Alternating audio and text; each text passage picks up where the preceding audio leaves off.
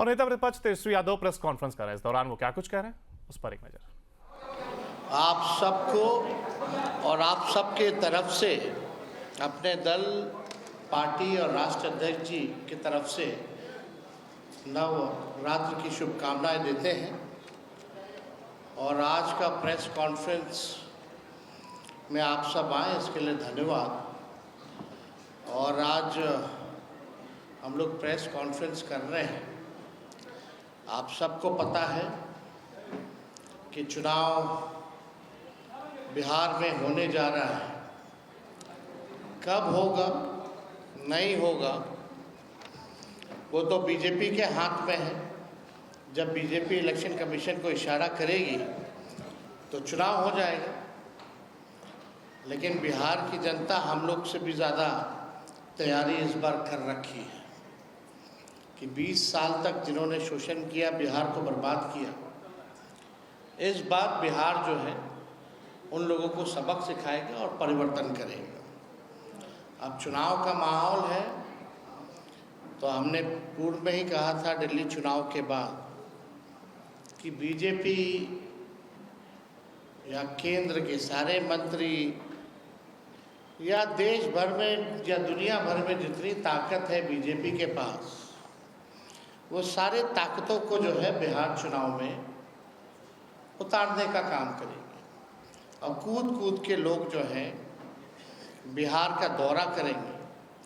और इसी दौरे पर कुछ दिन पहले, 2-3 दिन पहले अमित शाह जी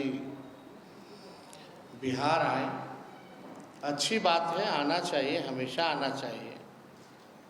लेकिन बीजेपी की तो परंपरा है कि जिस राज्य में जब चुनाव होता है वहीं ये लोग पहुंचते हैं। हालांकि ये उनका अपना निर्णय है। अमित शाह जी आए। अमित शाह जी भारत के गृह मंत्री हैं और प्रधानमंत्री के बाद सबसे पावरफुल नेता और मंत्री भारत सरकार में वही है। लेकिन दुख होता है कि गृह मंत्री के पास एक तो आंकड़े सही नहीं होते हैं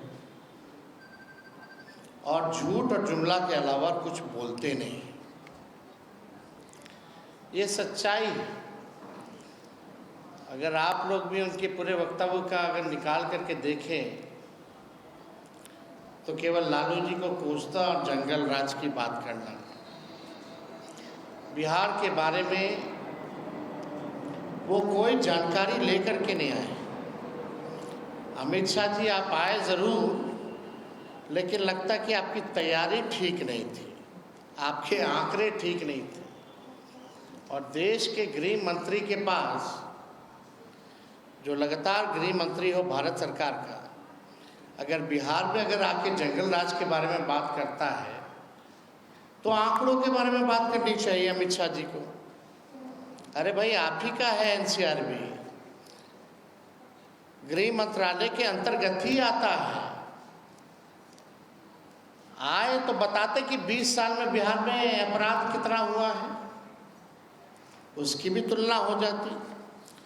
अब अमित शाह जी के एनसीआरबी के अनुसार, जो भारत सरकार का ही है, जो पढ़ लिख करके तो आते नहीं है, बिना तैयारी के आते हैं, विगत 20 वर्षों में 65,000 लोगों की हत्याएं हुई हैं।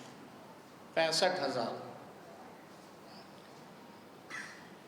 25,000 बलात्कार हुए हैं। 1 लाख अपहरण हुए हैं। 3 लाख से अधिक चोरियां हुई हैं। और पुलिस कर्मियों पर हमला और हत्या इनके 20 वर्षों में सबसे ज़्यादा, सबसे अधिक हुई है। कम से कम ये आंकड़ा बताना चाहिए था। अमित शाह जी आए, जंगल राज के बारे में बात कर रहे थे। इनके प्रधानमंत्री जब आए थे तो 40 घोटालों का जिक्र किया था बिहार में नीतीश जी के। अगर अमित शाह जी आए तो सुप्रीम कोर्ट की जो टिप्पणी बिहार सरकार को, एनडीए सरकार को लेकर के रही है, वो भी बताना चाहिए। शर्मनाक अमानवीय, दुर्भाग्यपूर्ण, लापरवाह, बेहद डरावना बेहावा बिहार सरकार क्या कर रही है। ये क्या हो रहा है बिहार में, चाहे बालिका गृह कांड के बारे में या अन्य घोटालों के बारे में या अन्य अपराध के बारे में, सुप्रीम कोर्ट और पटना हाई कोर्ट की जो टिप्पणी जो रही वो भी बताने की ज़रूरत थी इनको कि इनके 20 साल के सरकार में कोर्टों ने ये टिप्पणी की। ये जंगल राज के बारे में बात करते हैं और जब जंगल राज का टिप्पणी उच्च न्यायालय ने जब किया तो वो कोई लॉ एंड ऑर्डर को लेकर के नहीं किया था, एडमिनिस्ट्रेशन को लेकर के नहीं किया था, बल्कि पटना नगर निगम को लेकर के किया गया था। और उस समय जब लालू जी राबड़ी जी मुख्यमंत्री थे,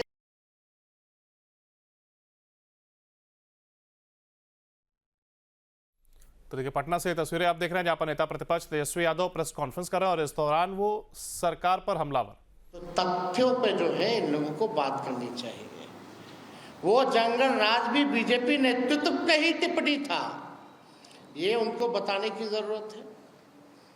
सुप्रीम कोर्ट ने क्या क्या कहा, लेकिन यहाँ आए तो ये भी उन्होंने नहीं बताया कि अनुसूचित जाति जनजाति आयोग के अनुसार बिहार में दलित पिछड़ों पर सबसे अधिक अत्याचार जो है हुआ है। ये क्यों नहीं उन्होंने बताया? अमित शाह जी को बताना चाहिए था। जो हमारी सरकार 17 महीने रही, 65% जो हम लोगों ने आरक्षण बढ़ाया, उस 65% आरक्षण को आपने अनुसूची 9 में क्यों नहीं डाला? इस पे भी उनको बताना चाहिए था, या उनकी मंशा है या नहीं है। और आप बताइए, जब एनडीए की सरकार थी तो बिहार और झारखंड जब बंटवारा हुआ था तो उस समय डील तय हुआ था, अटल जी प्रधानमंत्री थे, कि बिहार को 1,79,000 करोड़ का पैकेज जो है दिया जाएगा। अब तक 11 साल उनका, 4 साल उस समय उनका, अब तक इनके राज्य में क्यों नहीं मिला? और जब यूपीए की सरकार बनी तो 1,94,000 करोड़ का विशेष पैकेज लालू जी और यूपीए 1 के समय बिहार को मिला। 1,94,000 करोड़ रुपए उस समय लालू जी बिहार को देने का काम किया। कोसी में बाढ़ आया तो 1,000 करोड़ का पैकेज दिया गया। अभी जो बाढ़ आया बताओ कितना, सर्वेक्षण के लिए भी टीम गया कि नहीं गया, ये बताना चाहिए था।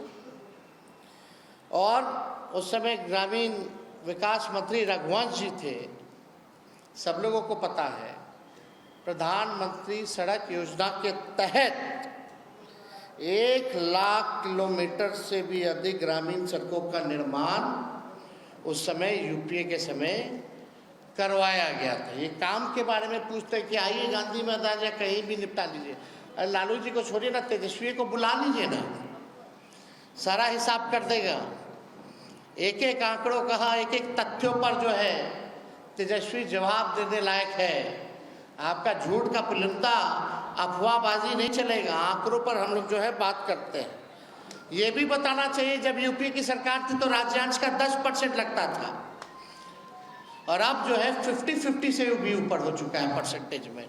जो राज्य और केंद्र का जो योजना आता है, पहले राज्यांश को यानी स्टेट का शेयर केवल 10% लगता था, अब जो है इट इज मोर देन 50% और 50%।